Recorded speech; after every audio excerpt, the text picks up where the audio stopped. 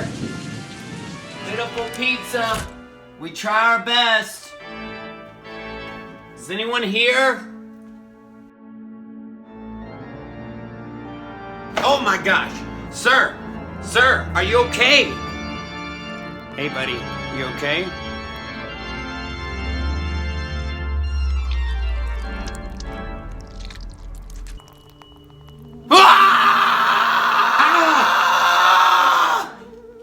This movie's scaring me to death. Oh, well, it's just a movie. Dinner's ready. You don't think this could really happen, do you? Of course not, honey. You know no one's seen a human in over 100 years. You're right, baby. They creep me out. Well, eat this before it gets cold. My favorite. Hello? Hello? Party people.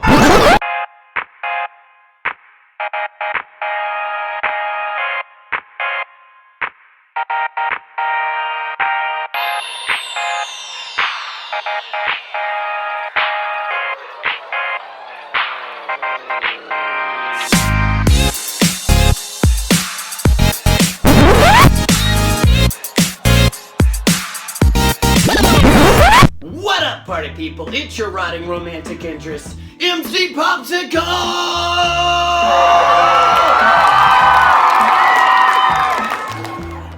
And today, we're talking about the straight up best zombie movie ever made, Dawn of the Dead. It came out in 1978 and basically created the zombie genre. It is a huge influence on like The Walking Dead, Resident Evil, basically anything that has zombies in it. And I have two of the mainest zombies from the movie. We have Jim Crut, the helicopter zombie, and Frank Farrell, the seltzer zombie. And I'm so excited to talk to him, so get ready for the best zombie interview of all time. Let's go. I am a huge fan of Dawn of the Dead, and I love horror movies in general. I was studying more about it because of this interview, and I didn't realize how highly appreciated that film was. Like, it's in like the top 100 best movies of all time, and your death scene is like the top 10 zombie deaths of all time. Like, sure, that's 40 some years ago, so a lot of films have been made since then, so to be able to hold that ranking over those years. At one time, I think my death scene was one of the 5 top zombie death scenes of all times, and now it's one of the top 8. So I'm still good with that. No, I've traveled to Germany a couple times to do shows, to the UK several times for conventions, and there you meet fans from all over Europe, Japan, Canada, all through the United States. There are fans all over from Dawn of the Dead. It's been translated into so many languages, and in a lot of countries you'll find posters in those languages. Everything from like Thailand to Italy to wherever. And so just to be part of something that's so fantastically widespread and so well known, it's been an honor. So normally when we start our interviews, we ask the people, what is your favorite movie of all time? And I can't answer that question. I have You got to answer. No, give me a top 5, top 10. I can't. I honestly don't think like that. I have, and a lot of stuff. I mean, based on what people know me for, I have like, I love horror movies, and I'm very familiar and versed in horror movies, and many of my favorites are there. But I like movies of like all sorts, most sorts anyway, from all times, from countries all over the world. I mean, you'd probably learn more about me by just me saying things. I mean, I love, I love older films. I'm a film historian. I'm very interested in how this medium came to be and how it developed and how the language of film developed.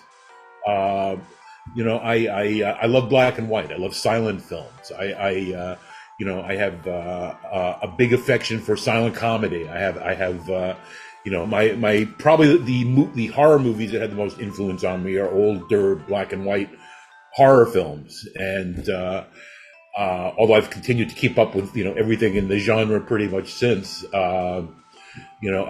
I don't usually I'm not a fan of things like top 10 lists and the best of lists and things like this, because I think ultimately that comes down to opinions in so many cases, and everyone is going to have a different opinion and a different point of view and come from a different place. So Right.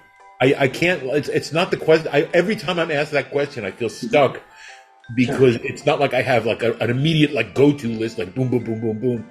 I'm always looking for my new favorite movie. Right. Yeah, me too. And about black and white movies, like I love them. Like they cannot be replicated. There's some beauty to it that cannot be captured nowadays. Well, I think in the days of black and white, and I think this has to do also with just the previous decades and the way that art was looked at, etc. But especially like the studio films from like the 20s into the 50s are just like gorgeous looking for the most part. The craftsmanship is like primary in those films. I think it's something we've sort of fallen away from over the years in many ways. I think I think people still can make great looking films, but I think less emphasis is put on that. I think less emphasis is put on making the image the primary thing. Right. And I also feel like due to CGI, there's a huge lack of creativity, because if I want a dragon in my movie back in in the 50s or the 20s or whatever, I'm going to have to figure out how to make a dragon, Yeah. But in CGI, you can just go poof, a dragon, Right. And I think CGI is a great advancement. I think there's a lot of wonderful stuff that we've never been able to do before that CGI lends itself to.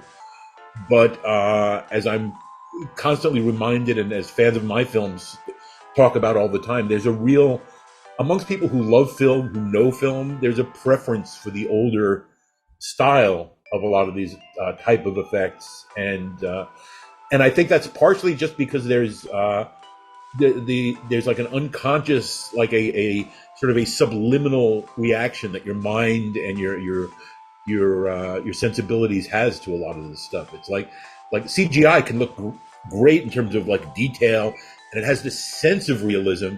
But I guess what bothers me with a lot of CGI is it looks what I call hyper real. It looks like, it looks real, but I've never seen anything real that looks like this in terms of how it moves, in terms of how it feels. In fact, if I saw this on the street, I would say, wow, that looks like CGI. Mm-hmm. Yeah, I felt like that about Transformers. I thought it was like, wow, they look so good, but I never thought this is a real machine flipping around. Well, that's the thing. I think what CGI artists do and have been doing for quite a number of years at this point is they're so enamored of the level of detail that they can get to, because they can.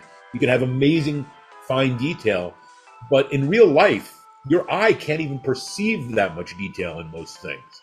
Right. The Transformers, you see them on screen, and it's like your brain is basically telling you, all right, this can't be real because there is nothing that exists that looks like that. Right. Yeah, I think just a mix of the two. I think you don't need to use CGI for like absolutely everything, and I think that's the biggest problem. CGI is obviously a great tool, but they just use it for stuff they don't even have to, I feel like it's used in just average everyday movies that don't even necessarily require special effects. It's used as basically a safety measure too, because so many times a tiny detail they want to change, or they have something they want to take out of a shot, and bam, they can do it now.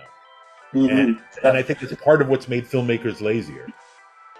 That's like in E.T. when they replaced the guns with walkie-talkies. Right. But that was for a different reason, but yeah. Right. Well, Steven Spielberg came back and said that he regretted that now, so That's good. Well, that was basically him at the time doing what he thought was politically correct due to whatever the climate of things at that time was, in that year. And I don't know. I mean, you look back on it, and now, I mean, there's even more, I think, awareness and emphasis on things that people might be sensitive to one way or another. And my feeling is like you make something, you make a film, or you write something, it should stand as what it is when it was done, when it was created, and it exists in the context of being created then. Right. And then also, if you chase what's politically correct currently, that will never end. I think every 5 years you'd have to make a new ET at that point. Sort of, yeah. But I think we've been it for the past few years, and I don't know how long it will continue. But the whole there's such a rebellion now to political correctness and all this other stuff. And my feeling is it's like anything else. It's like suddenly there's a realization that something may have been like unfair, or somebody may not have been treated properly, but then there's a tremendous overcompensation to try and correct that, and it takes a while for things to balance out, I think. Yeah, I was talking to my dad about this interview that I had with you and how I was so excited about it and some of the stuff that I had learned while I was doing research for this, and I was talking to him about how it was so beloved, and he's never seen it. He's not a big monster movie guy, but he was like, why does everybody like it so much? And I was like, well, I think it's because a smart person made it and actually thought about what it would actually be like and actually put a lot of thought into it.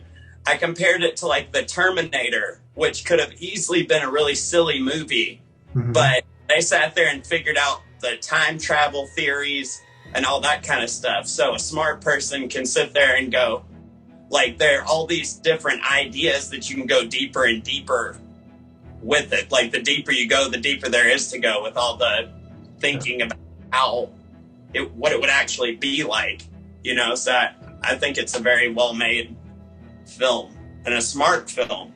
Well, a lot of people, Josh, have asked me, well, when you were involved with the making of Dawn of the Dead, did you know it was going to be this worldwide sensation and a cult favorite? And my answer is always, nobody has a clue, because it's not up to the director. It's not up to a particular actor or the entire ensemble of actors, the crew, the producers. It's not up to them whether or not it becomes a hit movie. It's up to the fans. So you have to do something besides just put on a pretty show. You have to have something that really people can identify with and get pulled into and have fun with, and maybe come away with both an appreciation for the film, but some of the concepts that it's talking about. There was, the whole social aspect that George Romero put into his films. It's something that we live on a day-by-day basis with. In fact, George Romero, who directed all these, was asked once on a radio show, well, why do you think zombies are so scary? I mean, there's Dracula, there's Godzilla, there's all these monsters. Why are zombies so scary? And George's answer was pretty simple. He said, it's because they're your neighbors.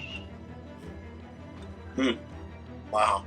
Yeah, that's true. And also, zombies represent death, because there are real, like, if someone dies, that's what they're going to look like eventually. They're not up moving around yet, but that there are real things that look like that. If a dead person's laying there, eventually they're going to rot and they're going to look exactly like a zombie. So it's kind of I think it's a primal fear of death that makes zombies so scary. Well, that's why the people who were alive run away from them. Right. So I wanted to ask you this. Outside of the movies that you are in yourself, what's one of your favorite movies, or a couple of your favorite movies? Oh, have to say Creature from the Black Lagoon. Oh my gosh! I love that so much. I literally have like a shrine to Creature from the Black Lagoon in my room. I made it myself. I got all of the autographs of the original actors and Hugh Browning and yeah. Mm-hmm. and Ben Chapman. Ben Chapman, excellent. I missed him while he was still with us, but you know, Julie Adams. Yes, I have all their autographs, and I have like this giant canvas, and the canvas is covered in like all this seaweed and stuff like that. It has like figures coming out of it, and I have all the autographs like pinned inside there, and I have the posters all over my room. I didn't realize how much, like every once in a while you have one of those self-aware moments and you're like, wow, I just have a complete room full of black. Well, let me throw a question at you, Josh. You know, you asked about Dawn of the Dead and its popularity, and I said I like Creature from the Black Lagoon. You got very excited because you obviously have a liking for the creature, and there are you know, different sites out there just of people who like Creature from the Black Lagoon. Why do you think that is? I think that for me personally, there's a reality to it for some reason. I guess some horror movies are very, very far-fetched, but that one, I mean, there's probably not actually a gill man, but there are animals and creatures that we're not aware of. And also the filmography, like I always think about him swimming underwater, and those are just such beautiful shots to me. I don't know why I love them so much, but I just love the way it looks. And I think it's something like that. It's kind of like with zombies. There could be, like, there probably aren't going to be zombies, but there is death, and there are things that look like that. And also there are creatures that we're unaware of, you know, in places we've never been. And so it's possible to find creatures out there, you know, out in the world. So maybe it's something like that. I don't know. What do you think? What do you like about it? Oh, I think you hit on a lot of good things. One is the cinematography, the characters. You have kind of good guys, bad guys. They have a little conflict going on. But the creature he wasn't necessarily intruding on somebody else's space, you know, coming out of the water or out of the jungle just to attack cities or something. He just was kind of protecting his lair and the heritage. So if you remember, there's this claw embedded in the cliff that they're digging out and trying to identify. Well, if it's embedded in a cliff, that gives you an idea that that's been around for a very, very long time, that as a species. And so, you know, there's always this push-pull of we should catch this thing and put it in a cage, or we should let it go on in its natural environment and see what happens. Maybe we could study it that way, or we should open it up and see what's inside. And I think the way the creature kind of defends his lair, his lagoon, is you know, something any of us might try to do too. And in a sense, it sort of flips the whole, who are the real creatures here?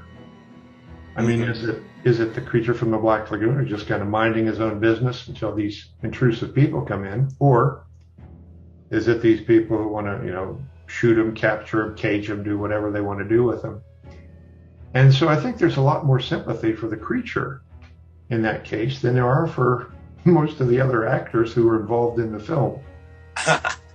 Yeah, I agree. I think that he is very, he never seemed like a mean, like an evil creature or anything like that. He seemed really chill, but people were like attacking him and kidnapping him and stuff like that, you know? So I always thought he seemed nice in better circumstances, you know?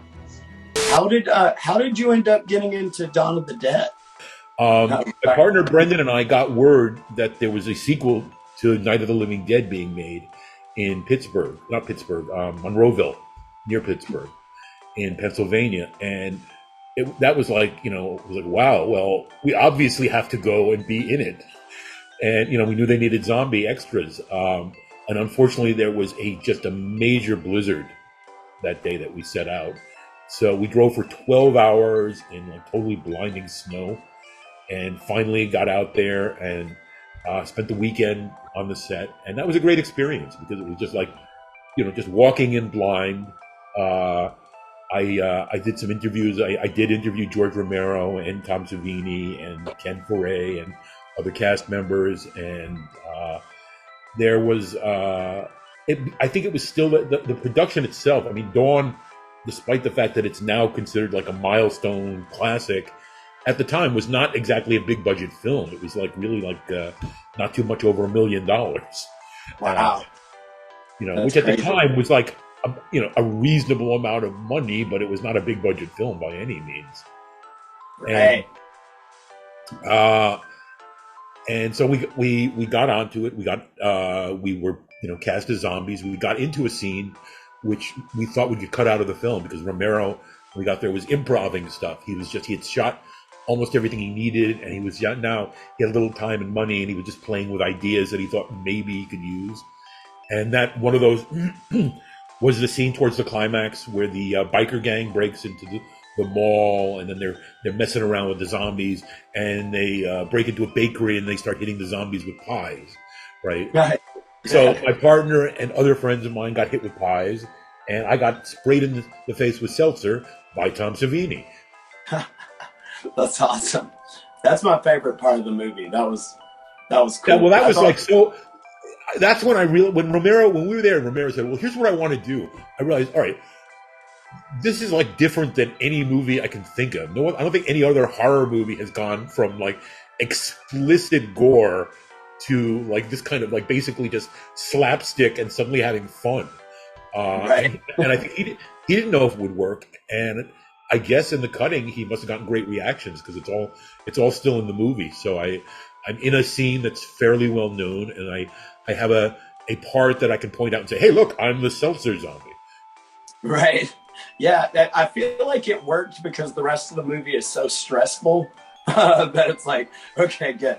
Oh, because you just feel like the entire movie, because it's very realistic. I feel like if that were to happen, as realistic as a zombie movie can be, I think that's why it struck a chord with so many people, because it's like he really sat down and thought this out. Okay, what would happen if this really actually happened? And I think that's why it stood out. Well, it was also the first, as far to my knowledge, and I thought so at the time, and I haven't rethought it since, but it was the first action-adventure horror film. And that changed the game, if you know what I'm saying. It sort of raised the ante. It wasn't just like, oh, you'll have 10 minutes and then people will hang out and they'll talk, and then and then there's a monster for 2 minutes or something. This movie was entirely at fever pitch almost the entire time. Right. Yeah. It was very good. I rewatched it again, in preparation for these, and I was like, this is a very good film. It's a smart movie, and I really appreciate it a lot. So you're in Dawn of the Dead, and were you an actor before that? What was going on in your life at that time that brought you into that? How did you end up in that movie? Well, it's kind of a convoluted series of circumstances in a way. I'd been working in theater, live stage productions in the Pittsburgh area, and we had a traveling repertory company. We were everywhere from Chicago to Boston to North Carolina to Scotland, doing performances. So I was used to being, on camera. Well, I wouldn't say on camera, but in the eyes of people. And the other thing was, Tom Savini and I had been in college together. Tom did all the makeup and special effects for Dawn of the Dead. And in college, we had a separate alternative kind of theater company, and we worked together on that. After college, we both went into the Army. Tom went in as a combat medic or as a combat photographer in Vietnam, and I went to Vietnam as a combat medic. So we had our own different experiences of what real gore was like and what effects things could have on the human body. It's a heck of a laboratory to study those sorts of things. But after we came back, I worked for a couple years and then decided to go back to Pittsburgh. I wasn't originally from there, but I ran into Tom, and Tom said, "Hey, I've got this great role. George Romero's doing a movie, and another one, since he did Night of the Living Dead about 10 years earlier, this is going to be a big one, and I've got a great role for you." So I knew Tom, and you have to trust the people who you've worked with, who you've been friends with, and you've had experiences with. So I kind of went with it. I made it over to his workshop where we did the head castings to get all the prosthetics together. And a couple weeks later, I showed up on set and got made up there and waited around a day watching a movie get made until the helicopter came in the next day and there wasn't any more rain coming down. Then the rest sort of became history. Yeah. See, I had read that you were friends with Tom Savini. I've been doing the show for about a year now, and he pops up quite often with other people that I've interviewed, like a legend. Like, it's so crazy that you just happen to know him. I did an interview with the guy that played Jason Voorhees, and he had done the makeup for that as well, and like a million other things. Ari Lehman? Right, yeah. Yeah. He's a good friend too. Wow, you got a pretty cool club. Well, nice... we go to, let's say, a film convention or horror convention. I'd say there's somebody from Friday the 13th. Oh, there's Freddy Krueger. Whoa, there's the creature from. So unless you're just so shy, you just kind of hide from everybody. You got to go over and say hello, and talk to them about film and what they did, and tell that whether you enjoyed it. You say, I really like you in that role, and you get. You do that a couple times over the years, and you get to know people, and you socialize a little bit. Everybody's on different schedules. They live in different places. So oftentimes the conventions may be the only place you get back together. Right. Like a little family reunion. Mm-hmm. That's cool. I like Ari a lot. He's a very nice guy. I want to meet Tom at some point. Like, I would love to talk to him. I'm in awe of the work he's done. And so you knew him from a theater company? Well, as I said, we were in college together, both studying journalism in Pittsburgh. Oh, wow. And although the school owned the Pittsburgh Playhouse, they had a theater program. But since we were in journalism, but we wanted to do acting, we were part of a group that formed its own theater company inside the school without being part of the Pittsburgh Playhouse. So we did a number of pieces. Tom and I actually did a two-person play together, Zoo Story by Edward Albee. And that was an interesting experience too. I like Tom. He's, he always had a lot of energy and immense talent. And, as soon as Star Wars came out, bam, he went and built himself a Darth Vader outfit. I mean, you say, well, you couldn't find that on the shelf somewhere. And I think that's one of the strengths Tom always had. It didn't have to be something that was out there that you picked up and put on. It just had to be something that was, bam, in his head. If you can see it, visualize it, then you can find ways to create those materials and create that look. And I think that's what gave Tom an edge when it came to something like Dawn of the Dead. And he was in charge of so many different special effects. I mean, bam, one after another. And to do all of those safely, with interest, with ingenuity, and oftentimes using new materials or using old materials in new ways. And to literally be able to pull it off, I thought was pretty awesome. Right. He's very, very creative. Like, I've read a little bit about, like, what he was using to make y'all's makeup and the effects and stuff. All very impressive and creative. And it comes across great. It all looks amazing. When you were being a zombie, what were your what were you thinking? Like, what were you doing? Like, how could I think? I'm a zombie.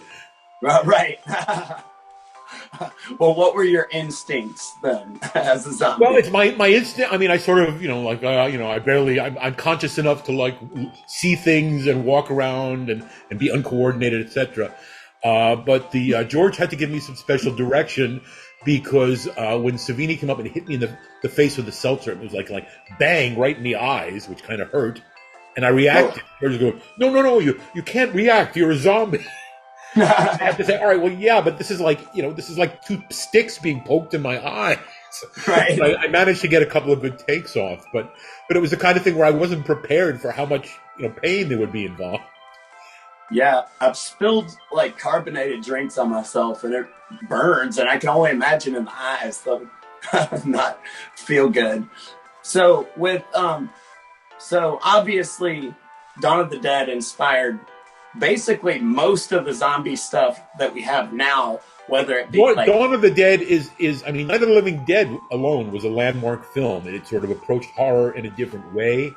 It was kind of a throwback to the older black and white horror movies, but at the same time, it was looking forward in terms of how explicit you could get and how really like horrible things could get. And Dawn, I think, was similarly innovative in different ways. At the time, I'm sure Romero didn't realize it was going to become such a major trend. Right. And I think what it eventually turned into, I mean, it's now like one of the staples of horror. Just the cannibalistic zombie or the homicidal zombie. I'm not a big fan of fast-moving zombies myself, mainly because the term zombie essentially means it's a living dead body. It's not supposed to be able to run. For me, right. Once they start running, they're just like monsters possessed or they have a disease or something, but they're not zombies. Right. Yeah, that was actually one of the questions I was going to ask you. If somehow that were to happen, how would you think they would be? Like, do you think it'd be more like Dawn of the Dead, or do you think it'd be like... Well, if corpses were to be reanimated, first of all, I mean, the human body, once it's actually dead, does kind of stiffen up a lot. It's not like... I mean, in some of these films where the zombies are like, marathon runners, basically. And that type of stuff could be effective. I think, in particular, some of the Korean zombie films and recent TV series have done like an awful lot to make that work. Right. It's a different dynamic. The Romero zombie and everything that sort of came from that is very dependent. It's slow moving, but there's an awful lot of them, and eventually you're going to get into a situation where you can't really do anything about them. Right. Yeah. So in that scenario, what are you going to do? Say tomorrow there's a zombie apocalypse and you want to live, obviously. So what are you going to do? Well, nowadays, I sort of feel like everybody would take a similar attitude in that, well, I've seen a million of these movies. I know exactly what to do. And right. then you probably found that in real life, that what works in the movies doesn't work. Right. Yeah, because everybody can't live in Walmart, because that would be what I would want to do. Just go hide in Walmart. Yeah, because and it's weird too, because it's like, I mean, I realized like with the COVID thing, it's like, and like, and so many people just blew it off or didn't want to get vaccinated or whatever. And at that point I realized, all right, if we actually had what would be considered a zombie apocalypse, everybody would be a zombie because no one would pay attention. People would get sick so quickly that there'd be no going back. I agree. I have a very low view of general humanity, so I feel like 90% of people would be zombies, like that fast. And they'd be, and as they were turning into zombies, they'd be denying that they were zombies. Yeah. Like, no, you're a zombie. Yeah, that fits into my worldview perfectly. How long were you in the makeup chair?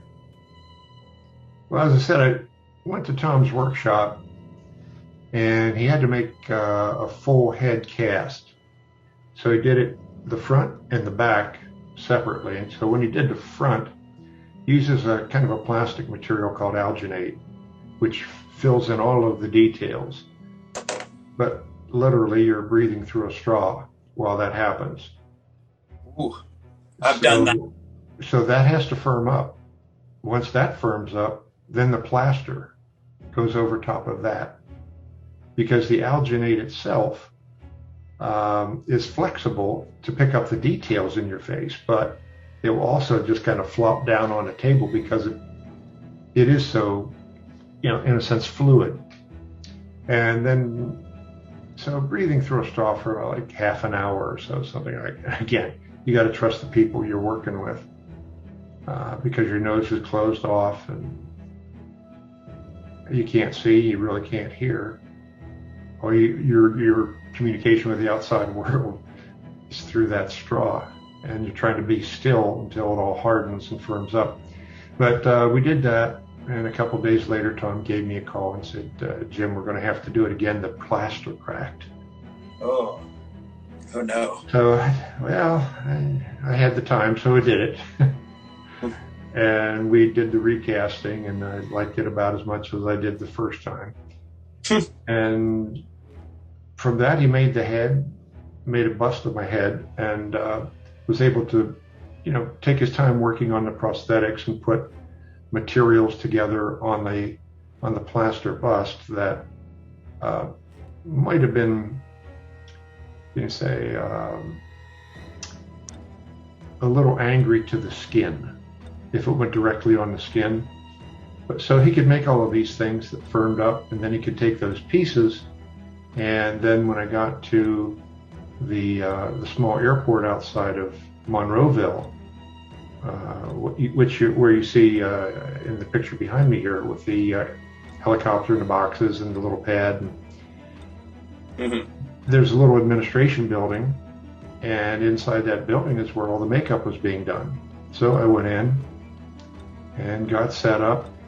It was my first time on a film set, so I had no idea who anybody else was. I knew Tom, and that was about it.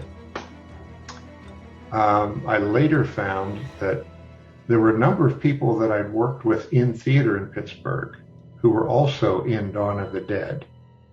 And that includes people like, at the very beginning of the film, David Early and David Crawford, the two people who were arguing back and forth. Nick Tallow, who was one of the raiders or the bikers, and a couple other folks that I'd worked with in theater. They were in Dawn of the Dead also. But since their material or their scenes were done at the mall, I had no idea. I was on set for 2 days, and so I was in makeup, and then next day we get in makeup again, and I guess it took I don't know, maybe a little over an hour and a half, something like that, to get into it, simply because Tom had to design the pieces to fit so well. And he was working also with Jeannie Jeffries, who's the blonde zombie from Dawn of the Dead. She was also doubling as a makeup assistant. So I'm pretty sure we've sort of agreed, even though we didn't know each other at the time, that she's the one who probably helped put all the finishing details on me after Tom, went over things with her. Oh, cool. That's neat. How did they make your head come off? How did they make the top of your head come off? Magic. Just movie magic. The head bust that Tom made of me, he added about 1.5 inches at the top, which included like kind of a foam rubbery material, which was then cut into chunks. And so it was still, circular, whatever, but those chunks were threaded together with monofilament fishing line with space in between so that you had extra line in between. And then of course the hair was put on top and such. So when I climb up onto the boxes to get hit by the helicopter blades, which were animated in, by the way, I was not actually under rotating helicopter blades. Um, although at the time I could have well been. It's just, you get caught up in the moment. But using the same kind of clear monofilament fishing line off camera, somebody tugs onto the top of that, yanks it, and so it comes off in a series of chunks in a nice straight line, just like zoom.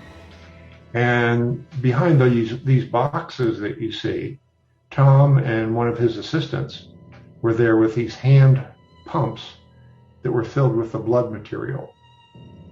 And there were tubes running up the back of my trousers, up the back of my shirt, back of my neck, to connect to the pieces of appliance that were embedded into these headpieces.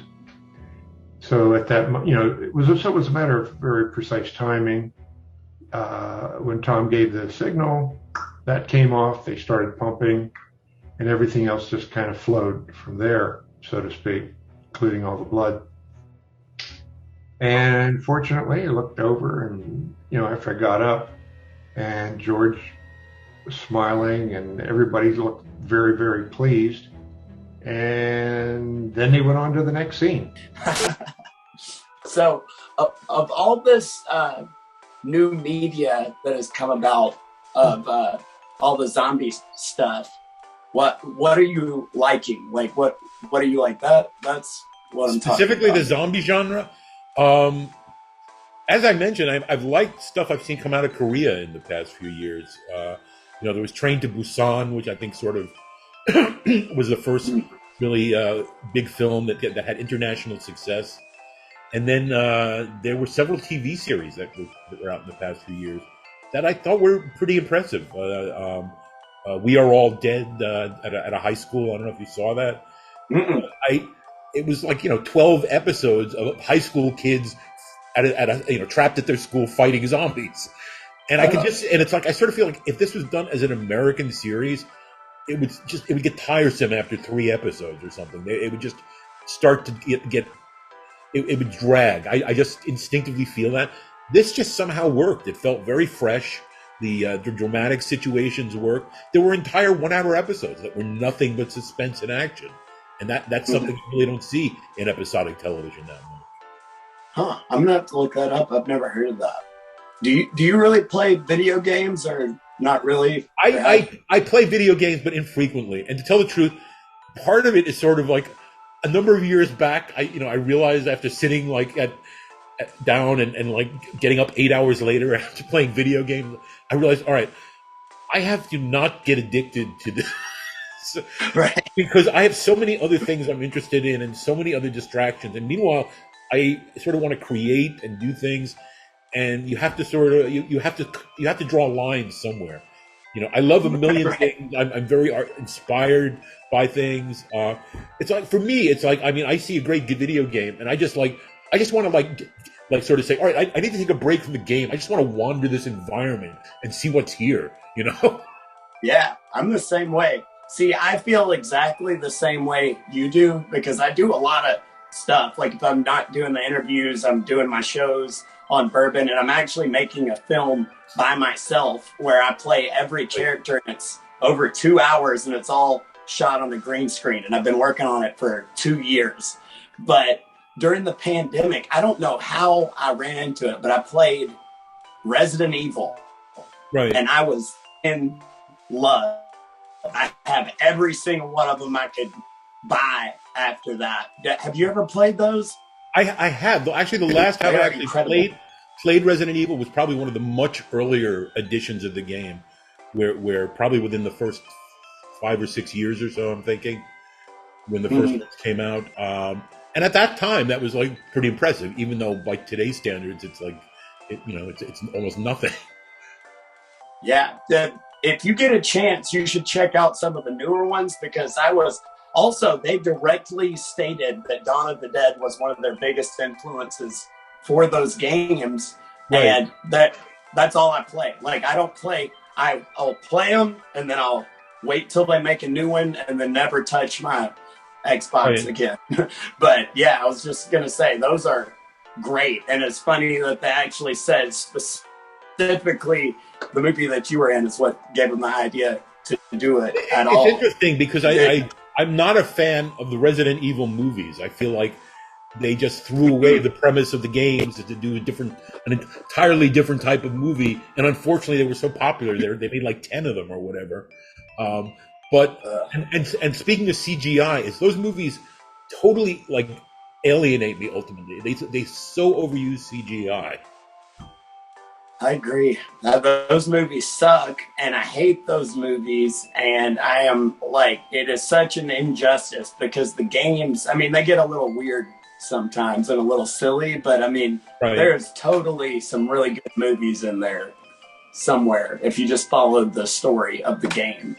Yeah, it makes no sense to me when somebody just takes something that has an imaginative premise that you can do all kinds of things with, and then like boils it down to just a few elements, and then that's what they decide to make a movie from. So, have you been in? I guess since then you probably have, but have you been in close proximity to George Romero very often, or were you during the movie? Or during the filming, George, of course, was handling most of the direction. But when it came to some of the effects, like my scene particularly, where Tom had been working on this kind of on his own, he told George what was going to be happening. George directed the first part of it, and by the first part of, I mean, my scene is when like I first appear on screen coming out under the wing of a helicopter, and a newspaper blows by. And, well, George, got that together and, sort of set the stage, and the walk across the field, intermittent shots of that.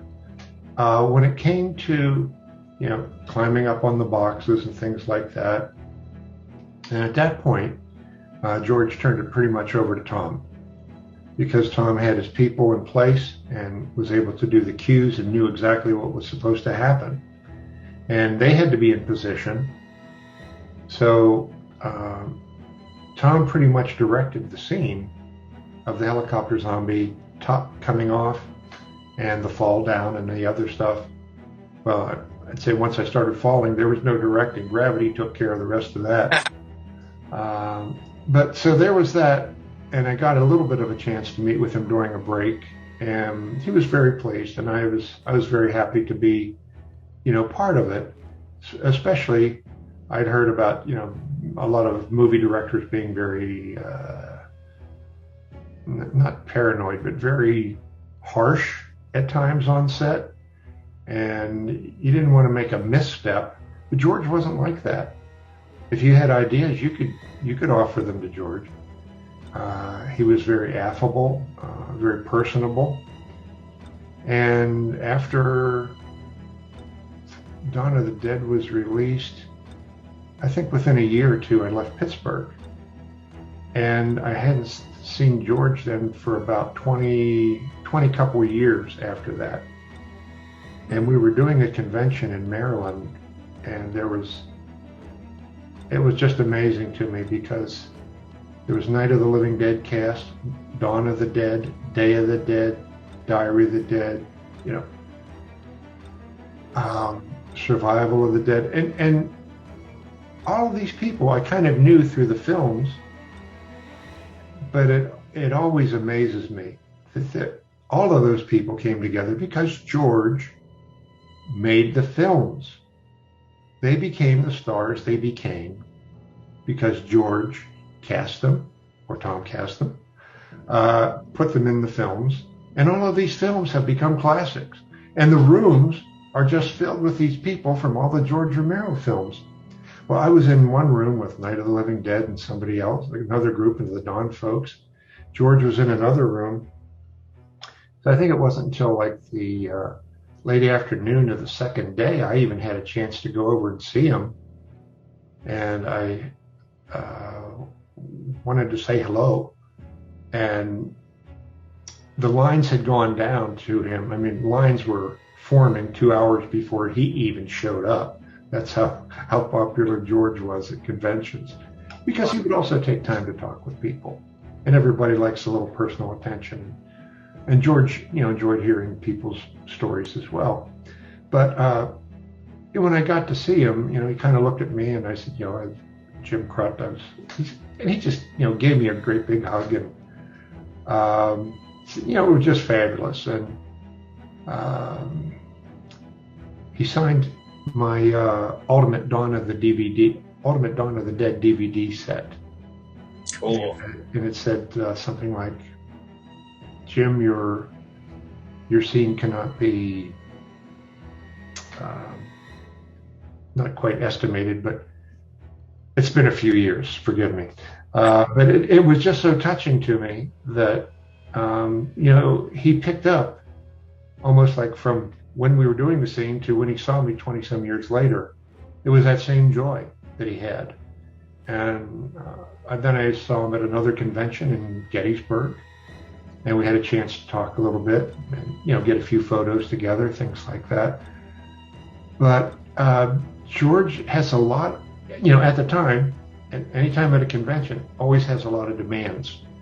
People are wanting something from him, whether a photo, autograph, or his agent says, you got to come over here and do this, or got to meet with these people, we got to go and give you a break and get you away from all this. So it's not like, hey, well, why don't we just take the afternoon, have lunch, and chat a little bit? So you're kind of grateful for any time you did get together, and I was always pleased for that. It's so interesting to me that there's been, especially in the past, I'd say decade or so, there's rejection by fans of things like CGI, etc. Not that they're entirely rejecting it, but there's a big desire to see the older type of effects. And in fact, so many people doing genre films now are very conscious of that and are making an effort to do old school effects, knowing that fans are probably going to complain if they don't. Yeah, I think it's just a human nature to want to see real things, like that's what because there are no stakes in things that are not real. If I see a CGI guy punch another CGI guy, I know that's not. Yeah, no, my partner Tom had a diatribe about this after like a few of the Marvel movies had come out, and he and I had, we were big comic book fans, and we never thought there would be movies of this scale and quality for Marvel comic books.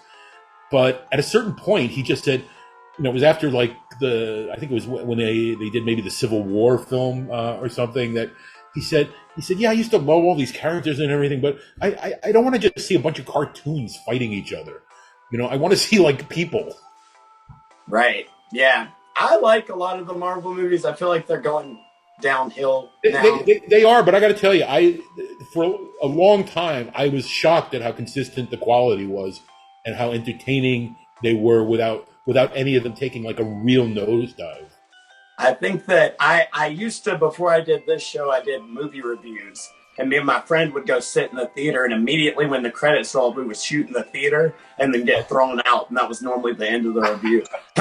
So I said when we watched Endgame, I was like, this was not as good. And I think this is where it's going to start losing traction, because Infinity War was an incredible film. And then I felt like it was started to slowly decline. And so far, it seems like I was right. But I hope not. I want them to be good, I like that stuff too.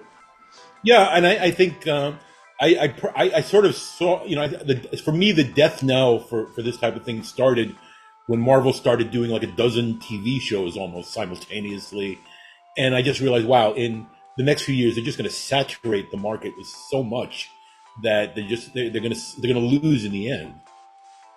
Yeah, I was surprised that it didn't do that with just all the movies, honestly. Like, I was like, when is this going to happen? But it didn't. But I have a live show that I have to be at in 30 minutes. So I have to go. But thank you very, very much for talking to me. It's been really fun. Thank you for having me. So, in your professional opinion, what are some tips if you're going to play a zombie? What is a good zombie tip? Like acting. Good question, because Tom and I had never really talked about what it was like to be a zombie up until I got onto set. And then I was in makeup going out to the tarmac. And I said, Tom, he was just checking me for any, last minute makeup things. He said, I said, Tom, do these zombies talk? I mean, I had not seen any of the other zombies. I didn't know what they did. Did they walk fast, slow, run, climb, jump? What did they do? Everybody's got a different interpretation. Tom said, well, just be the zombie you want to be.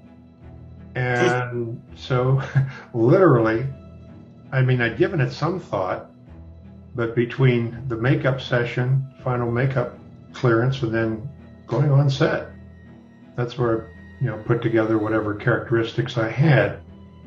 So I did a couple conventions, and at one of the conventions, Jeremy Ambler, who was one of the walkers in The Walking Dead, I said, Jeremy, The Walking Dead is very similar to the zombies portrayed in George Romero's films. Of course, Greg Nicotero, who's the executive director of Walking Dead, worked with Tom Savini. He knew George Romero. So he, I think, had been birthed in that approach to zombies, that they were regular people that didn't suddenly become supermen. And I said, well, how about if we do a session, like a panel program, of what I got in terms of training or direction on being a zombie, and you got for The Walking Dead. And we didn't really talk about it much, but we talked the convention promoter into letting us do it. We got, 50 people in the room. And we chatted a bit. And I said, excuse me, I said, Tom basically said, do the zombie you want to do. They don't really talk much, but I said, can I yell? He said, yeah, do whatever you want to do. So it was like total freedom. And then Jeremy comes up and he talks about how they were screened for The Walking Dead. They were chosen kind of based on their looks and then given certain directions. And they literally had a kind of zombie school on how you move, what you don't do. And okay, everybody, don't limp on your left foot. That's been done. Don't just do something that somebody else has done, but you need to kind of carry these basic moves and then put your own interpretation on them. So that's why even in Walking Dead, where you have hordes and hordes of zombies, there are differences, not just in the looks, but sometimes maybe the personalities. Maybe some of them are a little reticent, some of them are a little bolder, more active, more fierce, more, I'm going to get you by, bite your ankle or something. So we had a good response to that. And we asked people in the audience, do you want to try some of these moves? Who would like to try to be a zombie? And you bet. And so people would come up and it's not that we critiqued them, but we said, based on, the screening school that they had for Walking Dead, what you'd might want to do is not do that, but maybe do more of this. You could maybe tilt your head. You could do something odd. And I always felt from the perspective of if your body was falling apart, what muscle groups would be sort of the first to go that you would lose control over? And I did a convention in Germany a few years back, and we were doing this panel, like folks from, I think most of them were from Dawn of the Dead, and Eugene Clark was there from Land of the Dead. He did a gift to me. Everybody was given a microphone and introduced down the line. And it came to him handing the microphone to me. And he said, well, Jim, instead of just introducing yourself, why don't you show them how to walk like a zombie? Oh. So I've got all these people, maybe 100, 150, whatever, in the audience. And everybody else has just introduced and said, my name is so-and-so. And I'm take the microphone. But I got to show him how to do a zombie walk. So anyway, we had a great time doing it. And I gave him a couple little tips. I said, here's one thing to do, and that is to be consistent. If you're doing something, say, with your left arm, well, how are you going to remember after all these people yell directions at you and such, and maybe change your makeup, and, oh, you have to move over here instead of over there? Which arm was it that was going to be twisted or close against your body? I said, you could take an object like a ball or an orange, stick it under your arm. You're not going to forget what part doesn't move, and maybe that'll give you kind of a stiff arm look. You could put a pebble in your shoe, and it's going to hurt every time you take a step. And of course, you're going to remember what leg that was or what foot that was. So that's just a little piece of it. But if you can imagine yourself, gee, if I were no longer alive, but I had to move, where would my center of motion come from? Right. With your body, it's usually your core. So your core has to kind of be in charge. And all your appendages, your arms and your legs, they better go along with it. Maybe sometimes they'll flop around a little bit, but I don't know if that helps, Josh. Yeah, it did a lot. I hadn't thought about a lot of that. That's very good. That's very interesting. So, is there anything that you want to tell the viewers about that you have coming up, or you want to let them know about any like website or anything like that? Well, I can tell you about my website. That's Helizombie, HELIZOMBIE.com. And that has some of my upcoming appearances. And I've had a line of T-shirts and hoodies and tank tops and, autograph photos for autographing and things of that nature. Also, I'm on Facebook at Jim Krut, Krut. And people can always friend me or just check out the site and see what's going on in my life. Awesome. Well, aside from that, I've got about 3 films that I'll be working on between now and the next couple of months. I can't really tell you much about them at this point. Okay. That's great. Good for you. That's awesome. Well, thank you very, very much, Mr. Jim. It has been really, really fun talking to you, and I appreciate your time. Well, thank you very much for having me, Josh. It's been a lot of fun here, too. Good luck, and stay scared. And that's about it, party people. Thank you guys so much for watching. Please follow the page if you haven't, MC Popsicles World on Facebook. Thank you so much to Jim and Frank. I had a great time talking to you guys. And last but not least, please check out a word from our sponsors. Another thing I wanted to talk to you about was the Toy Stash. Follow them on Instagram. They just sent me this Leatherface figure, this Predator figure, and the Toxic Avenger figure. They specialize in like super vintage toys. So if there was something you played with when you were a little kid and you can't find it anymore, they probably have it like in the box. So go follow the Toy Stash on Instagram or Facebook. They are incredible. Check out all this stuff. Make sure to follow them, guys. You'll love it.